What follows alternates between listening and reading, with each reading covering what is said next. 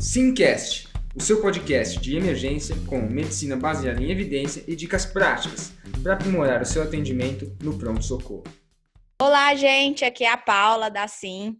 Estamos aqui hoje para mais um do nosso podcast, do Simcast. Espero que vocês tenham gostado aí de todos os últimos episódios. Lembrem depois de seguir a gente no Instagram, emergência.sim. A gente tem nosso canal do YouTube, temos bastante aulas aí interessantes para vocês no contexto de emergência. Hoje nós estamos aqui com um convidado super especial, é o Gustavo Moreira. Ele é emergencista pelo Hospital Santa Marcelina. Atualmente ele é médico assistente do pronto-socorro do Hospital das Clínicas, aqui da USP, e do Hospital Samaritano e do Hospital Santa Marcelina também. Né, Gustavo? Bem-vindo aí. Um prazer ter você aqui com a gente. Oi, Paula, tudo bem? Eu agradeço a oportunidade de fazer parte desse projeto.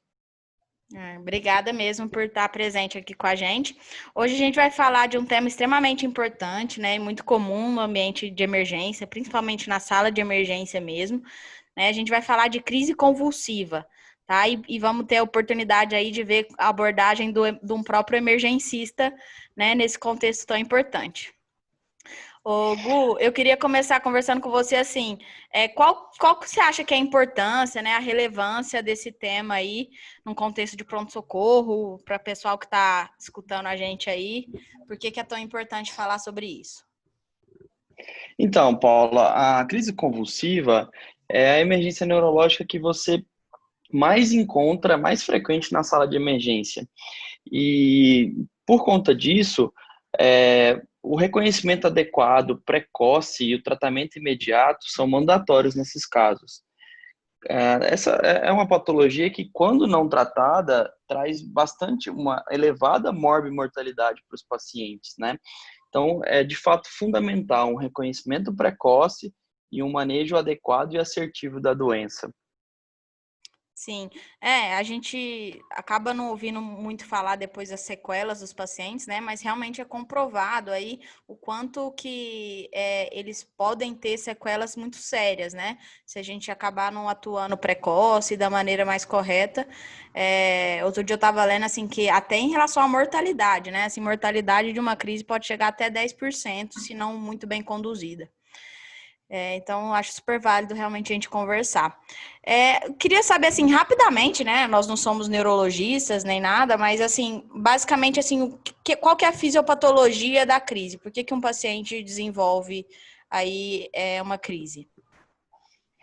De maneira bem simples, ocorre um desequilíbrio entre os sinais excitatórios e os sinais inibitórios. Então, no nosso dia a dia, isso vai se equilibrando e por conta de um motivo, alguma coisa que acontece, você tem um desequilíbrio entre os sinais excitatórios, ficam superpostos aos sinais inibitórios e deflagra todo o processo de crise, né? Lembrando que essa crise, ela pode ser uma crise focal, atingir uma região específica do cérebro, como pode ser uma crise generalizada. E aí o processo de generalização da crise, quando você atinge o sistema reticular ativador ascendente, o paciente tem perda da consciência. Então, de forma geral, perda desse processo de equilíbrio entre os sinais excitatórios via receptor NMDA e os sinais inibitórios via receptor GABA. Perfeito. Ficou muito bem resumido, muito boa explicação. E assim, já que estamos falando aí um pouquinho de teoria, né? O que você acha assim que a gente precisa saber do ponto de vista de talvez etiologia de crise, assim, no contexto de emergência? O que você acha que é relevante, assim?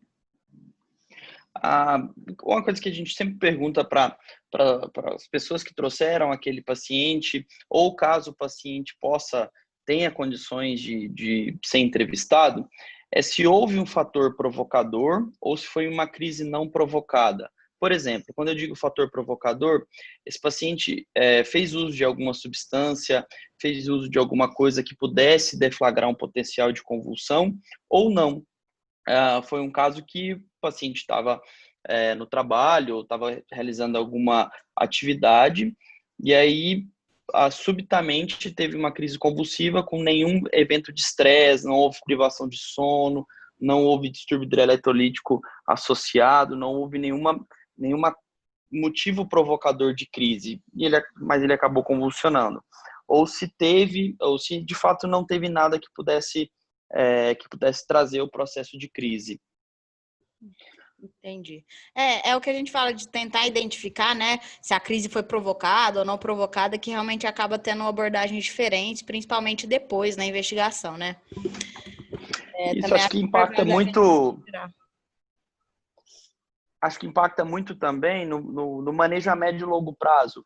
Quando você está diante de uma crise provocada, que já passou, foi autolimitada, não há uma necessidade explícita, expressa, de você fazer uso de drogas anticonvulsivantes, né?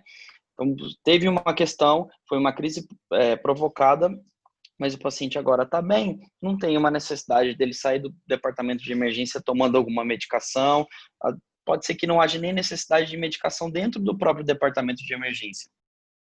Sim, é perfeito, né? Se a gente identifica alguma causa, por exemplo, metabólica, né, que levou àquela crise, realmente teoricamente não deveria ser uma preocupação para esse paciente continuar acompanhando aí, ou ele nem fecharia critério para ser um paciente epiléptico, né? Mas assim, eu vou pegar o Exato. gancho aí do que você falou, que eu realmente acho super interessante, né? Que geralmente esses pacientes que chegam depois da crise, né? Que a gente tenta já identificar, às vezes, na anamnese com o próprio paciente ou com o familiar, como que a gente faz, Gu, para diferenciar assim, se realmente foi uma crise, né? Tem aquele conceito de pseudocrise, e às vezes a gente acaba confundindo com outros diagnósticos aí dentro de um pronto-socorro. E o que você acha que tem que abrir de diagnóstico diferencial aí, quando o paciente ou o familiar chegam contando que ele teve uma crise convulsiva? O episódio, né, a suspeita de um evento que possa se tratar de uma crise convulsiva, ela é uma excelente oportunidade para você rastrear diagnósticos diferenciais que são graves dentro da sala de emergência, que podem ser fatais para o doente quando não identificados, mas que não tem nada a ver com a fisiopatologia da crise convulsiva, como, por exemplo, uma brade ou um ataque à arritmia. Então, o episódio que envolve a suspeita de crise convulsiva é uma oportunidade ímpar para você realizar um eletroencefalo e tentar extrair causas, diagnósticos diferenciais que são graves, que o paciente não deve ser liberado da sala de emergência sem uma avaliação própria daquela suspeita diagnóstica, né? Mas também permeando as nossas hipóteses de diagnósticos diferenciais, eu tenho hipóteses que não são tão graves assim, que às vezes a gente quebra a cabeça, que às vezes dá um pouco de trabalho, nem sempre a gente consegue ter uma diferenciação muito clara entre uma crise verdadeira e uma pseudocrise. Então, na suspeita, na impossibilidade dessa diferenciação, lembrar sempre que eu preciso tratar o mais grave, eu preciso tratar o que é a emergência, e depois tentar extrair mais informações da história, extrair mais informações do paciente, enfim, somar isso à nossa investigação laboratorial. Mas existem algumas coisas que tentam me guiar para dizer que, de fato, é uma crise verdadeira ou que não, parece mais uma pseudocrise. Então, aquela história de que o paciente teve crise convulsiva e imediatamente após recuperou o nível de consciência, fala contra uma crise convulsiva de verdade. Rotineiramente, os pacientes têm esse período de pós-ictal, que é um período de mais sonolência, ele teve todo aquele estresse, toda aquela descarga energética de sinapse, e o período que segue o pós-crise, ele vem uma sonolência, o paciente vai recuperando o seu nível de consciência aos poucos. Então, a ausência desse período pós-ictal fala contra um episódio de crise convulsiva. A presença de liberação esfincteriana geralmente fala a favor de crise convulsiva, sugere que o paciente de fato tenha convulsionado. A manifestação, o fato do paciente te relatar que tinha percepção do ambiente enquanto estava convulsionando e a manifestação motora sugeria uma crise tônico-clônica generalizada, isso é incompatível. Então, se o paciente tem uma crise generalizada, ele não tem percepção do que está acontecendo, ele não tem consciência do que está acontecendo. Então, a própria intenção de defesa, de propriocepção. Então, por exemplo, o paciente que tenta se defender quando você coloca um cotonete no nariz durante uma crise convulsiva, isso fala contra crise, porque ele não tem essa capacidade. Então, existem algumas coisas que a movimentação de ficar jogando a cabeça de um lado para o outro, o olhar em varredura, isso sugere que não seja uma crise convulsiva. Então, existem alguns achados que permeiam aí, que podem se tratar de uma pseudocrise. Mas lembrar de mensagem importante aí é que realmente o episódio que sugere uma crise convulsiva é uma excelente oportunidade para você rastrear outras patologias que são graves, e aí o eletrocardiograma é um exame fundamental. Perfeito. Realmente, eu já caí várias vezes, eu chamo assim de pitfalls, né, de crise convulsiva. Eu já achei que crise psicogênica fosse, já levei para a sala de emergência e no final realmente essas características que você falou aí são bem nítidas, né? O paciente acorda muito rápido, ele lembra de onde ele estava na hora da crise e como você falou muito bem explicado no começo em relação à generalização, né? Se ele teve uma crise generalizada, ele por definição não tem nível de consciência, né? Então seria impossível ele reconhecer o ambiente durante a crise. E do ponto de vista de síncope, né, de alterações eletrocardiográficas, realmente também já tive a oportunidade de ver uma vez uma ficha, um paciente no pronto-socorro da entrada pela neurologia como crise convulsiva. E aí, num primeiro momento, como você falou também, muito bem falado, uma oportunidade aí de fazer um eletro. A gente, no final das contas, foi ver uma síndrome de Wolff-Parkinson-White, que estava abrindo com uma síncope, que alguém entendeu que era uma crise, foi parar na neuro, e no final, 2 dias depois, estava fazendo ablação. Então, é realmente bem bacana, eu só exemplifiquei aí para realmente reforçar aí tudo que você falou, da importância e da oportunidade aí de fazer outros diagnósticos, né? E aí, acho que é o caminho certo mesmo. É melhor você, nesse contexto, encarar como um paciente mais grave do que perder a oportunidade de tratar, sabendo que a morbimortalidade, como a gente tinha conversado, de um paciente não tratado é significativa. Então, não tem dúvida. Na suspeita diagnóstica, encare como algo mais grave mesmo e depois, à medida que você for extraindo mais informações, você vai fazendo um downgrade da sua conduta. Sim, perfeito. Concordo com tudo que você falou. E, bom, partindo um pouco aí, um pouco adiante, né? Vamos supor que aí a gente já fechou que, na verdade, é crise convulsiva mesmo, né? Aquele paciente chegou e tudo mais. Uma dúvida que a gente sempre tem, né? Quando que a gente deve tomografar o crânio desse paciente e coletar o líquor, né? Você tem alguma opinião aí sobre isso? Tanto a tomo, quanto a coleta de líquor, quanto o próprio eletroencefalo, existem algumas situações onde é interessante que é necessário que o paciente faça, né? Então, de uma forma geral, para resumir todas as indicações, a gente vai bater na tecla do nível de consciência basal. Então, o paciente que não retorna ao seu nível de consciência basal, ele é um paciente que merece investigação. Ele é um cara que precisa ser visto com mais cuidado. É diferente de um paciente, vamos colocar 2 exemplos. O paciente que fez uma libação alcoólica, fez uma crise convulsiva e agora está no seu nível de consciência basal. Ou então, um paciente que tem uma sequela neurológica, uma doença estrutural por um AVC prévio, faz um escape convulsivo e agora retorna ao seu nível de consciência basal de um paciente que convulsionou e tem algum achado no exame neurológico compatível, diferente do seu nível neurológico basal, do seu nível de consciência basal, esse cara merece investigação. Então, esse cara vai ganhar tomo de crânio. A depender da sua suspeição clínica, por exemplo, a minha suspeita é uma meningoencefalite, a minha suspeita é uma HSA que eu não consegui, aqui veio uma tomo normal, que a tomo só me mostrou que não teria nenhuma contraindicação à coleta do líquor. Um paciente que teve uma cefaleia e aí depois do início da cefaleia, fez um episódio de crise convulsiva, um cara que teve um TCE. Então, esse cara ganha tomo de crânio e, a depender da sua suspeição, ele também ganha líquor. A mesma coisa, o mesmo raciocínio vai valer para o eletroencefalo. O paciente voltou ao nível de consciência basal, ótimo, ele não é um candidato forte a uma investigação, mas se ele não voltou ao nível de consciência basal, é mandatório o eletroencefalograma. Perfeito, eu acho que você ilustrou bem aí o tipo de paciente que a gente pode liberar sem grandes investigações, né? Aí, por exemplo, para a gente exemplificar, quando você está no hospital, às vezes secundário, né? Um pronto-socorro aí um pouco com menos recurso, que você não tem tomografia, né? Alguns exemplos, assim, que eu não fico segura de liberar, que eu teria que referenciar ele para fazer uma tomografia.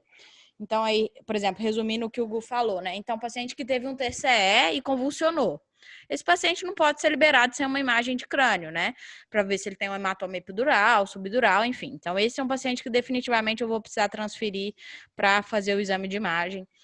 Por exemplo, um paciente que eu estou suspeitando aí que está abrindo uma encefalite, estava com alteração psiquiátrica, alteração comportamental, e aí do nada fez uma crise também em vigência desses outros sintomas. Esse também, o paciente também vai precisar de uma investigação neurológica mais refinada, inclusive da equipe da neuro em si, né? Não só de exames de imagem. Agora, por exemplo, um outro caso agora que não precisaria transferir esse paciente, vamos supor, né? Um paciente que já é epiléptico e ele claramente não tomou a medicação naquela última semana, né? Por algum motivo, uma viagem ou o remédio acabou. Enfim, se você vai ter a oportunidade de orientar ele bem ali e entregar o remédio para ele, ou prescrever, orientar como ele vai pegar esse remédio agora, esse é um paciente que não precisa de exame de imagem, né? Ele já tem um diagnóstico de uma doença que precisa do tratamento para não ter recorrência. Então, esse é um paciente que você pode liberar tranquilo, que claramente o que causou a crise foi a má aderência, né? Então, esse paciente, por exemplo, não precisaria de exame de imagem, nem de qualquer investigação maior. Só exemplificando aí para a gente entender um pouco melhor na prática. Falei tudo certo, Gu? Exatamente, é isso aí. Perfeito. Então vamos partir aí para o ponto de vista, para o lado mais grave aí, né? Quando o paciente chega convulsionando mesmo e tudo, ponto de vista prático aí.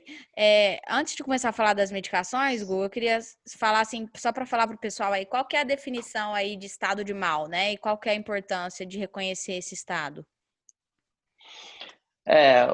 Na sala de emergência, na grande maioria das vezes, os pacientes que nós atendemos, eles foram vítima de crise e estão no que a gente conhece por estado pós-ictal, que é aquele período de sonolência. Mas em situações aí mais graves, ou em situações onde o paciente foi rapidamente transportado até o hospital, ele ainda pode chegar em crise. E aí, você pode estar diante até de um quadro mais grave, que é o estado de mal epiléptico, né? O estado de mal epiléptico, por definição, é um estado onde uma crise convulsiva generalizada dura por mais de 5 minutos, ou que o paciente tem crises reentrantes, mais de 2 crises, sem recuperação do seu nível de consciência basal, ou seja, no período intercrise, ele não volta ao nível de consciência basal. Então, o estado de mal é um quadro clínico bastante grave que precisa de uma intervenção pronta, uma intervenção imediata. Sim, perfeito. Então, vamos lá, Gu. O paciente chegou convulsionando aí, você está lá na sala de emergência. O que você faz aí? Quais são as primeiras condutas que você vai tomar ali, frente a um paciente convulsionando agora? O paciente chegou convulsionando, o que a gente brinca como ABCD-EFG, que é o ABC e Don't Ever Forget Glucose, ou seja, a hipoglicemia ela é tanto um fator desencadeador de crise quanto o fator perpetuador da crise. O paciente que está hipoglicêmico, às vezes eu não consigo tirar da crise porque ele está hipoglicêmico. E aí a hipoglicemia também é um fator somador de dano neurológico, então traz dano neurológico adicional. O cara que chega convulsionando na sala, primeira coisa, estabilização, via aérea pérvia, ver se esse cara está conseguindo respirar.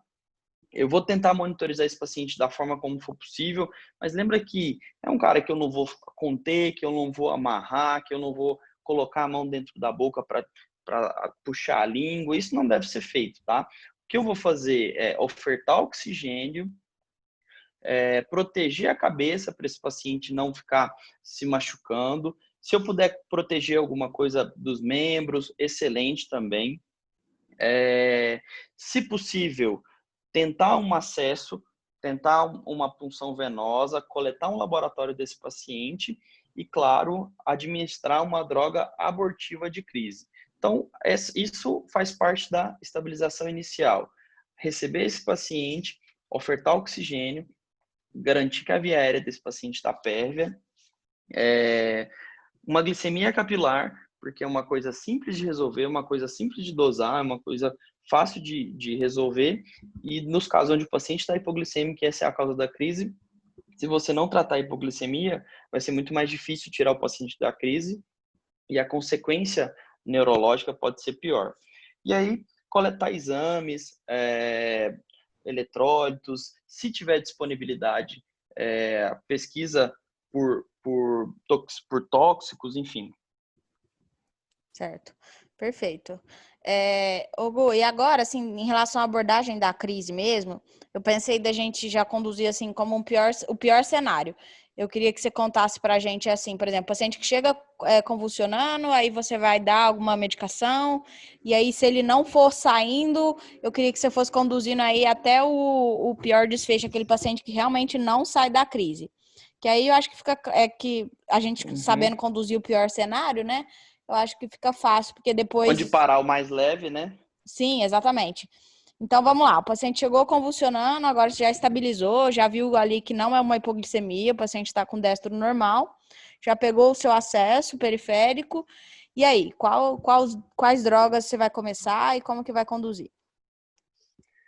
Então, Paula, esses primeiros 5 minutos, fazem parte da fase de estabilização, tem tudo isso que a gente comentou, né? O ABC, não esquecer da glicose, tentar resgatar a história com a família ou com as pessoas que transportaram esse paciente até o hospital, tentar obter um acesso venoso, amostra sanguínea para dosagem de eletrólito e nível de drogas.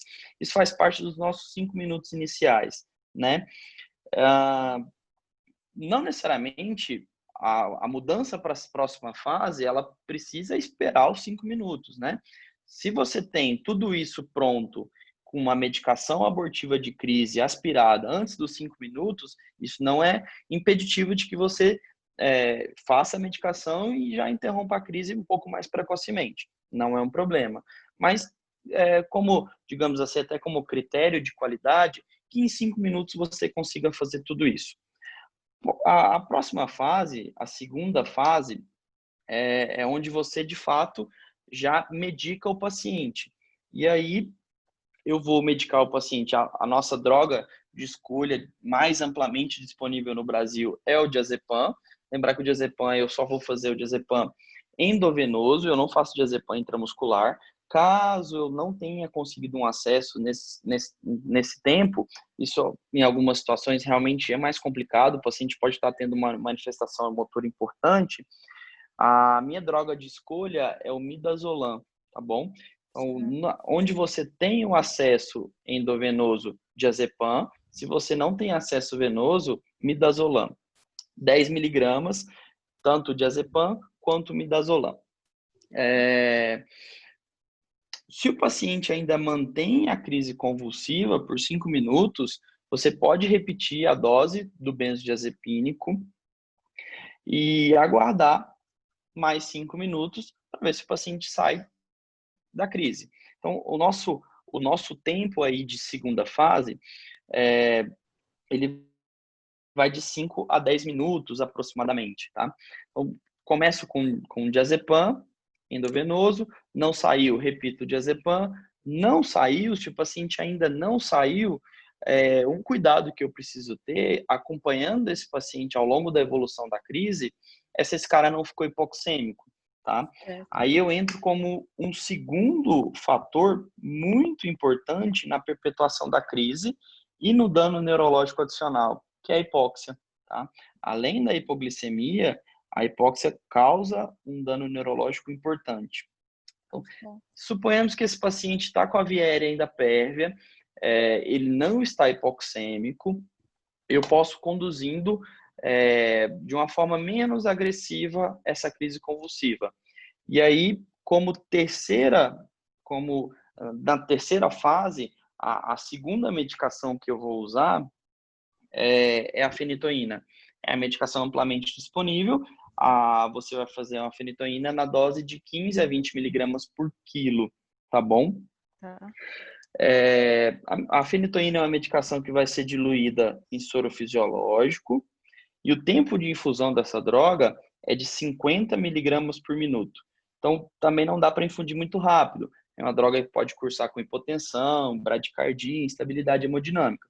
Então, eu preciso respeitar a velocidade de infusão da fenitoína. Sempre, lembrando também que sempre diluição em soro fisiológico, tá? Tá bom. Pode ser, Paula, que esse paciente ainda não tenha saído da crise. Então, eu já estou diante de uma crise mais grave, eu estou diante de uma crise mais complexa. E aí, o consenso na literatura sugere que você faça fenobarbital para esses pacientes, também numa dose de 15 miligramas por quilo. Mas, mais uma vez, eu preciso estar atento se esse paciente ainda consegue manter uma via aérea pérvia, tá? Nos casos onde o paciente não está conseguindo troca gasosa adequada, que o paciente está ficando hipoxêmico, talvez seja a hora de eu interromper toda essa terapia farmacológica e partir direto para a intubação. E aí, quando eu parto direto para a intubação, eu vou deixar uma dose elevada de benzodiazepínico na tentativa de suprimir qualquer tipo de crise, tá? Mas com o próprio fenobarbital, pode ser que o paciente tenha um rebaixamento do nível de consciência expressivo, que ele já seja candidato à intubação só pelo uso do próprio fenobarbital. Então, na medida que eu for preparando o fenobarbital, eu também preciso preparar material de intubação, tá bom? Perfeito, Gu. Isso mesmo. Realmente a gente está falando aí do pior cenário, tá, gente? Não é para ficar assustado que toda crise vai evoluir assim, mas como falei, a gente sabendo conduzir dessa maneira, as outras ficam bem mais fáceis, né? E aí, Gu, então vamos entubar. Como vai ser essa intubação? Geralmente é mais difícil, porque o paciente pode estar aí tendo muitos movimentos. Como é que vocês fazem? A intubação do paciente com crise convulsiva, ela ocorre num cenário muito desafiador, né? É um paciente que eu não consigo deixá-lo nas melhores condições para intubação. É um paciente que eu vou ter dificuldade na pré-oxigenação. Então, esse cara está sendo intubado porque no meio do processo ele ficou hipoxêmico, eu não consegui tirá-lo da crise e por conta da crise ele está evoluindo com hipóxia. E aí a questão que a gente discutiu da hipóxia, ou por um paciente que está tendo uma crise muito prolongada, né? Certo. Então, a intubação desse paciente já começa na dificuldade da pré-oxigenação. E aí entra num conceito do que a gente conhece como via aérea difícil fisiológica, né? O paciente não tem a via aérea difícil anatômica, são os casos onde o paciente tem marcadamente uma anatomia desfavorável à intubação. Agora, a via aérea difícil fisiológica acontece no contexto do paciente onde a condição clínica dele torna o paciente de difícil manejo de via aérea. Então, esse cara é um cara de difícil manejo de via aérea, porque é um cara, por exemplo, que eu não consigo pré-oxigenar. Como que eu posso... o que eu posso usar de artifício na tentativa de minimizar a dificuldade da pré-oxigenação? É um conceito que a gente chama de oxigenação apneica, né?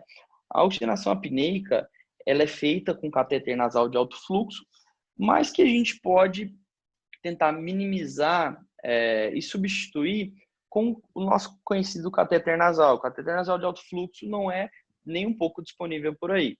Então, eu posso substituir, sabendo das limitações, mas eu posso tentar substituir, por exemplo, por um catéter nasal.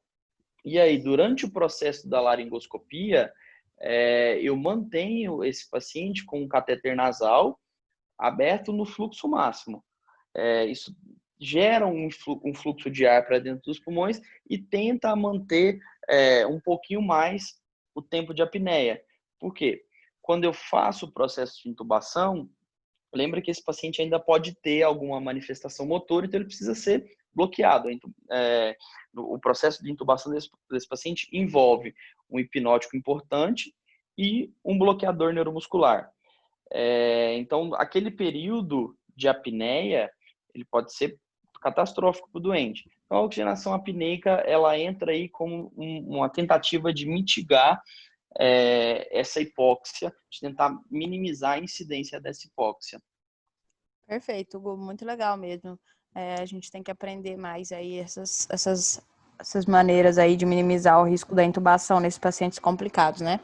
E só assim, de curiosidade, qual hipnótico e qual bloqueador que você costuma usar nesses contextos aí de crise? Paulinha, não tem uma receita mágica. Existem alguns guidelines que sugiram o uso do midazolam ou do propofol em doses mais elevadas. E existem alguns autores que definem que você faça, por exemplo, propofol e ketamina. A gente voltar lá na fisiopatologia da doença, a crise, como nós comentamos, acontece quando você tem um desequilíbrio entre os receptores GABA e os receptores NMDA. Tanto o midazolam quanto o propofol, eles são agonistas GABAérgicos.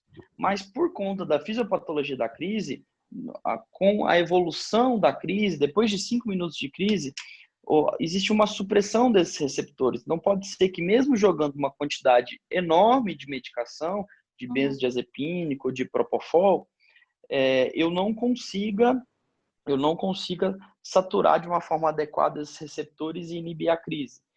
E é nesse contexto de refratariedade que a ketamina entra. A ketamina, como antagonista dos receptores NMDA, vai atuar num outro mecanismo, vai atuar diretamente no mecanismo excitatório da crise. Então, existe uma sugestão para que você use para o mesmo paciente propofol e ketamina. E com relação ao bloqueador neuromuscular, talvez para crises mais prolongadas, onde existe o risco de rabdomiólise, exista o risco de uma possível hipercalemia, seja recomendável o uso de rocurônio. Mas nada impede, se você não tiver disponível o rocurônio na sua unidade, se o paciente não tem nenhuma daquelas contraindicações absolutas ao uso da succinilcolina, não é impeditivo de que você use. Sugere-se que você use rocurônio, mas não é algo impeditivo. Então, a gente ficaria aí como sugestão para intubação um mix de propofol e ketamina. E com relação ao bloqueador neuromuscular, se disponível para crises mais prolongadas, prefira rocurônio. Se não disponível e não houver nenhuma contraindicação, não é um crime, não é um pecado, digamos assim, você usar succinil, não. Perfeito, ótimo. Muito bem lembrado aí, a gente sempre avaliar as contraindicações das drogas antes de sair fazendo qualquer coisa, né? Perfeito, Gu. Indo para o final aí da nossa conversa, algum cuidado especial depois que a gente entubou o paciente? Você acha que é válido a gente falar alguma coisa? A intubação ela ocorreu no contexto de refratariedade às primeiras medicações. E aí, quando esse paciente foi intubado, uma vez que ele está com a via aérea totalmente protegida, o meu desejo é suprimir a atividade cerebral desse cara. Então, eu vou deixar doses altas de benzodiazepínico, que aí quando eu digo doses altas eu estou falando de 0,1 miligrama por quilo por hora até 2 miligramas por quilo por hora de midazolam, por exemplo, na tentativa de suprimir a atividade eletroencefalográfica desse paciente, tá? Por conta dessas doses mais altas, Paula, esses pacientes rotineiramente fazem, inclusive, hipotensão. Pode ser que seja necessário você associar um vasopressor para manter aí um nível mínimo de pressão arterial média.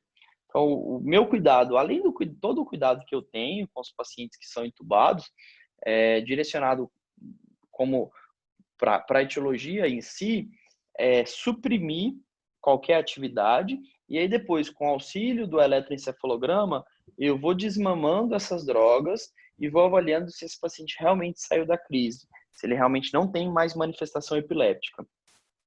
Perfeito. Nossa, eu acho que foi muito bom, a gente falou tudo, né, e o contexto, pior dos contextos possíveis, todo paciente mais refratário, que só vai sair aí da crise depois de realmente sedação profunda, né, e contínua. Eu acho que muito bom, eu acho que você resumiu muito bem tudo, acho que foi bem claro. Você quer falar algum recado para casa aí, antes da gente finalizar? Alguma consideração importante? Paula, eu acho que a crise convulsiva, ela pela a manifestação, ela causa muita comoção, né? Então, é comum você ter, principalmente a primeira crise, né?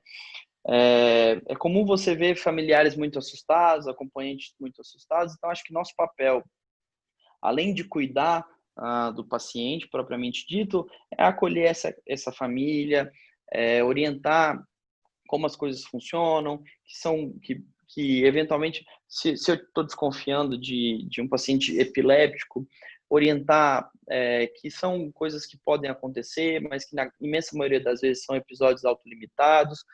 Lembrar do que nós não podemos fazer, exatamente esse momento de comoção, as pessoas tomam atitudes que elas perdem o senso e acabam fazendo coisas que não devem, como querer puxar a língua do paciente, colocar objetos dentro da boca, tentar segurar o paciente de toda forma, e isso pode causar lesão muscular.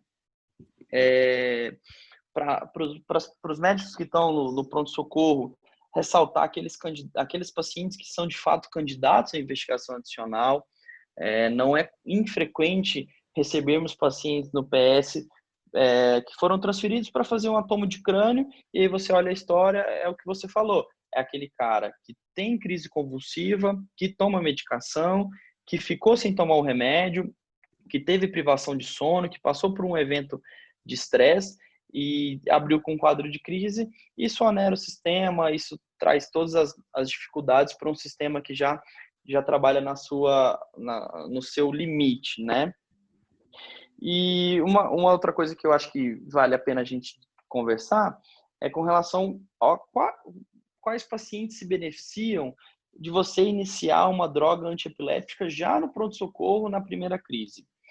A maioria das crises, dos pacientes que têm crise, são fenômenos únicos ou que acontecem em poucas oportunidades, que não justificam o início de crise. Então, na minha suspeita, se eu estou diante, por exemplo, de um paciente que trabalha, é um cara motorista de ônibus, é um cara que trabalha numa profissão de risco, é um cara que, se tiver uma crise convulsiva nesse contexto, vai ser muito ruim, até vale a pena eu iniciar uma droga anticonvulsiva, até ele ter uma avaliação neurológica mais detalhada e, de fato, definir se precisa ou se não precisa. Agora, para pessoas que não fazem parte de grupo de risco, não está indicado que você comece nenhuma droga antiepilética. Você trata o paciente, trata a condição que ele tiver no pronto-socorro, orienta o paciente, orienta a família, e esse cara vai de alta sem droga anticonvulsivante. Tá certo.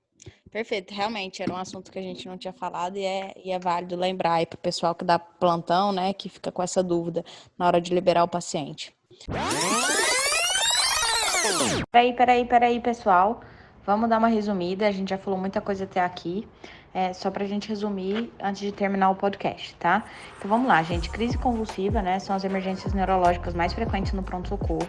Quando não tratadas, elas possuem elevada morbimortalidade. Então é importante, fundamental, reconhecer precoce. Tá ok?